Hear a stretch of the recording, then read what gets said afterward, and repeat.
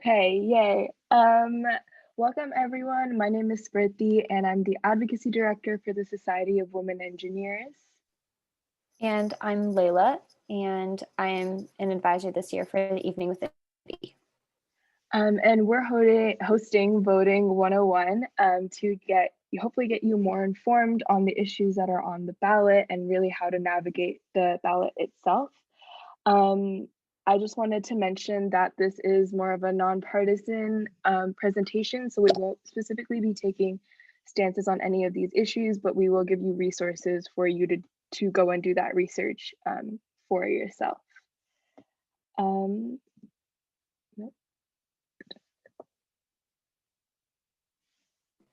So kind of our motivation behind having this workshop is the a little bit dismal numbers represented in the polls from the 2012 and 2018 elections, specifically from engineering, but just STEM in general. And that's kind of a trend that UCLA has seen, and we are trying to remedy that and make sure that we have a cohesive voice within the School of Engineering, and just make sure that like our vote is all representative of the diversity within engineering. So most of you are probably here because you recognize that voting is super important, but in case you're sort of debating on it, or you want to convince your family or friends to vote that might be hesitant about it, here's a couple of reasons that we thought of as to why you might want to vote. The first thing is that it's your right and people have fought for it. So really take advantage of the fact that you get a say in like our government and our democracy. Second is that it's your money. I know a lot of us don't pay taxes yet, but when we do, a lot of that money will go towards our representatives and the initiatives that they introduce and they support. So it's important in that way as well. Um, Third is that your vote matters. I've definitely heard a lot of people talking about like, oh, like California is going to vote a certain way. Like, why should I cast my vote? But local elections are just as important as, like the presidential election, state elections. So like for me, I'm voting for the mayor of my town, and that probably will have more of a direct impact than, anything else. So make sure you pay attention to elections at the local level too. Three and four, or four and five, are sort of tied together, is that this is your future and 2020 is a historic year. I mean, we're in the middle of a pandemic and the decisions we make now will influence the way that our future will be. All right, so like we said, we're not going to take a stance on any of the propositions, but we did want to address them just so that you're aware of what's on the propositions. On all of these slides, there's a link up at the top, the one that says more info on the propositions can be found here. And that just kind of describes what a yes vote on a prop means and what a no vote means. So feel free to take a look at that. I think Smriti might be able to put the link in the chat so you guys can follow along if you wanted. But we're just going to do a quick overview of like what each one is about. So 14, these all have pretty long titles, so we're just going to use the shortened titles. But 14 deals with stem cell research funding. 15 is taxing commercial and industrial properties based on market value. And 16 is repealing the ban on affirmative action. It's a lot of words in 16. 17 is voting rights for paroled felons. 18 is voting rights for 17-year-olds in primaries and in special elections. And 19 is revising property tax and inheritance rules. And then 20 is changing access to parole for nonviolent offenders and reclassifying certain misdemeanors as felonies. 21 is expanding local rent control. And 22 is classifying rideshare drivers as independent contractors. So if you've seen anything about Uber and Lyft, that is what that proposition is dealing with. And then 23 is requiring on-site physicians and state approval of service changes at dialysis clinics. 24 is creating the California Privacy Protection Agency, and 25 is changing the bail system from cash to a risk assessment. And I realized when I started this, I didn't mention that this is specifically for California. So definitely look up your specific state if you're not voting as a California resident. But that hopefully just gives you an idea of kind of what's on the ballot and what you can expect to see if you vote yes or no in that other link linked in here. Yes, and before we moved on, I just wanted to show everyone what the link that we linked looks like. So this is a Bruins website, and starting from here, going down, we definitely like went really high level over, you know, the propositions and what they're about, but each of the propositions has what voting yes means and who supports it or who doesn't support it, so that you have a clear idea of um, what that looks like when you decide to vote yes or no on these propositions. Let me go back to this. Okay, never mind. I also I'm gonna just leave the presentation mode. So if your ballot is on the way, I believe in California, all of them were mailed out on October 5th, but if it's still on the way, there is still, you know, a way for you to look at what measures are on your ballot and like the people that you're voting for. So if you go to this website, which is called, it's like a sample ballot website, and I just put in the address of Reber Hall.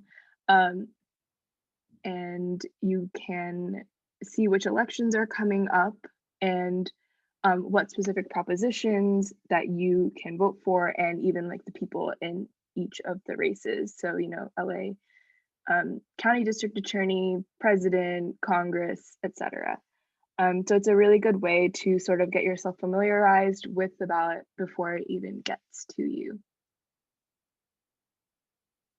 And one more slide. So if you're not registered to vote, or you need to, or if you want to re-register in California, there's this website called registertovoteca.gov. And so if you pull it up, it looks like this. You can just press register to vote now. The main like important things that you should have on hand is your driver's license, because it does ask for your driver's license number and your social security number. So have those both on hand before you start registering in California. And yeah, we are available to answer any questions about the registration process after the presentation is over. You know, like we'll stop recording, and then you can ask any questions that you have. Also, I just realized the chat was a thing, but I will put all of the links to this at the end of the presentation because I can't present and put the links in at the same time, but I will do that at the very end. Cool. Yes. So another thing that comes up is if you're living out of the state or out of LA County, and if you had previously registered in LA, and just kind of making sure you're voting where you're living and where you want to vote. So some things that you can think about if you're kind of deciding between two places, or, I mean, for me, I'm registered in Orange County, but I'm technically living in LA right now. So just, I decided not to re-register in LA, but it's up to you. And some things that I thought about were state issues. That's kind of the same because it's both in California, but also local issues. And that might help you decide like which you're most passionate about. And then also just making sure you know where you're registered. And if you want to vote in LA, make sure you're re-registering, because it doesn't automatically just like know where you live. And then kind of super important is making sure you only send in one ballot, because you don't want to like get your vote like discounted because you didn't follow all the rules correctly. So only vote once, but make sure you vote. Okay. To check if you're registered to vote, there's honestly a whole bunch of places where you can check. For me, the second link, which is the California Secretary of State website, I found to be the best because for the other ones that I've seen, you would have to put your social security number in, and I just don't like typing that anywhere, nor do I have it memorized. So it just takes you to the link that your county has for checking if you're eligible or you're registered, and then you can just do it through your county website. Um, but yeah, the second link is specifically for California. I believe 1 and 3 are for any state. And then just kind of what will voting look like, because we are for sure in a pandemic. So every voter in California is getting a mail-in ballot sent to them. So like Swarthy said, that was mailed on October 5th. So you should be receiving that soon. And as far as like the UCLA area, there are 2 vote centers open from October 30th to November 3rd. So you'll have an opportunity to go drop off your ballot if you decide to. And then a lot of states have their own policies, but we just wanted to include kind of a little bit more specifics on how you could request to vote by mail in other states.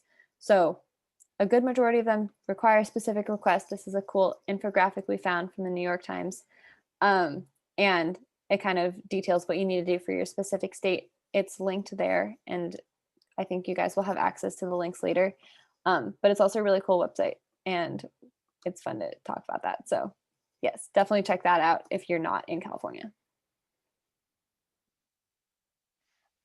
So if you're already registered to vote and you still haven't received your ballot, you can check where it is, or where it's going to.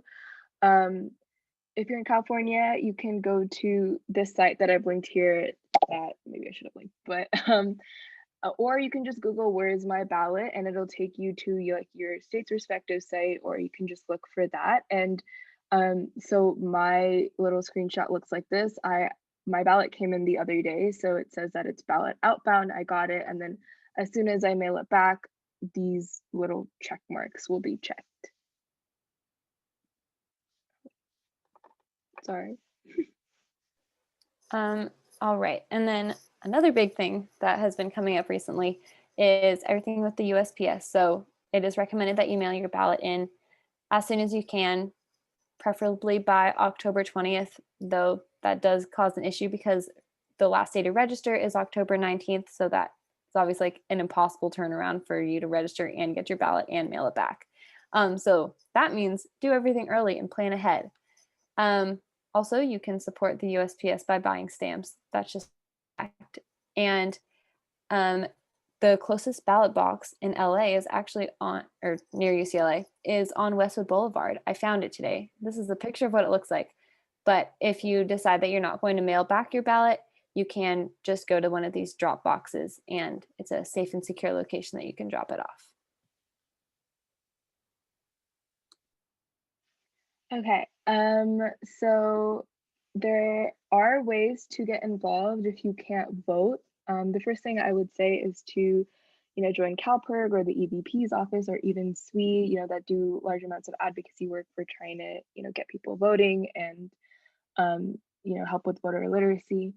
The second is, if you can become a poll worker. I know it might be sort of hard during the pandemic, and also you do need to be a US citizen, but if the only thing that sort of is stopping you from voting is your age, then becoming a poll worker is definitely a way to get involved. 3 is to complete the census. I believe the current deadline is October 31st, but that deadline's sort of all over the place, so I would complete it as soon as possible.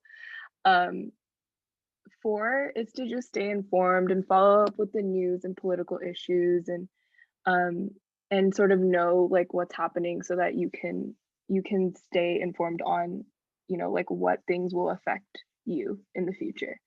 5 is that local things matter. Get involved in issues that are happening in LA and UCLA, where you don't really have to vote to sort of make your voice heard and make a change. And 6 is to talk to your friends and family about voting if they can. All right, and we've mentioned it several times before, but the deadline to register to vote in California is October 19th, so that's coming up pretty soon. There's a link down at the bottom for other states because the deadlines vary a little bit state by state. But just do it as soon as possible. You can even register today. And if you have questions, we can help you with that. But the sooner the better, just to make sure that everything goes smoothly throughout your voting process.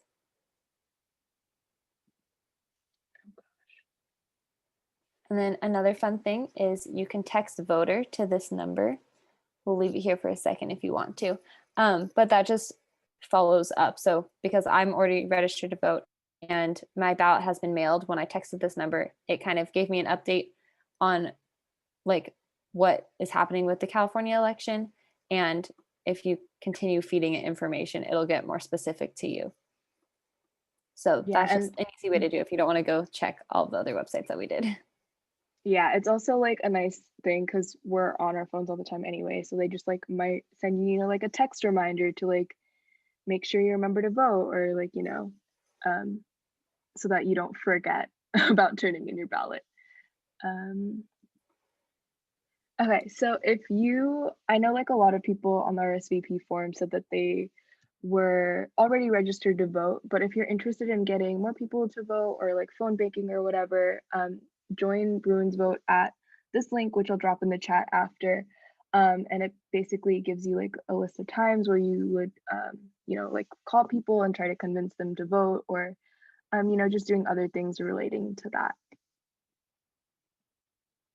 Some very last tips is number one is to not do research last minute. I know and like I know a lot of people just like try to cram information, about propositions or people, like the last couple of days before the election. And I've definitely done that before too. But it can definitely get confusing. So what I'm trying to do this year is I'm trying to give myself 15 minutes a day. Like I just set that aside to pick one proposition or one person to research. And then, like take notes on a post-it, keep it somewhere safe or, scratch paper. And then when you actually decide to make a decision on who you want to vote for, what like side you pick for a proposition, you'll have that information with you. The second is to not register to vote or vote last second. I'm sure a lot of you heard about this, but the Florida voter registration site went down on their very last day of voting and it got extended, but like if it happens in California, we may not be so lucky, or really any state that you're from. So make sure to not do that last minute. Also, in terms of voting last minute, like make sure you get that in, I would say at least a day before. Like if you drop off your ballot in your mailbox at 7 p.m. on November 3rd, but your mailman had already picked up the mail by 5 p.m., then your ballot doesn't count because it technically wouldn't have been postmarked by November 3rd. Third is to follow instructions and make sure your vote is counted. I think this mainly relates to like matching your signature with what is already in the system, I believe. But that's like the biggest thing that I've heard in terms of following instructions, and also making sure that you're filling it in like darkly and that like your little bubble is filled in properly. Four is that if you are having issues at all and it's not something that like you've reached out to people and they can't help with, there is a voter hotline in California. It's a number that you can call, and I believe they are open like 24/7. And any questions that you may have, they are there to answer them. Five is to just keep yourself informed. Elections are a big thing because we get to influence what our future will look like. So it's pretty important to keep yourself informed. Thank you for coming. This could be you. I just had fun with this little animation thing. But if you're not registered to vote, make sure to register. And if you are, just keep yourself informed. Yeah, thank you. Thank you guys for coming. If you have any questions, we can answer that once we stop the recording. Yeah, I'm gonna figure out how to do that right now. More.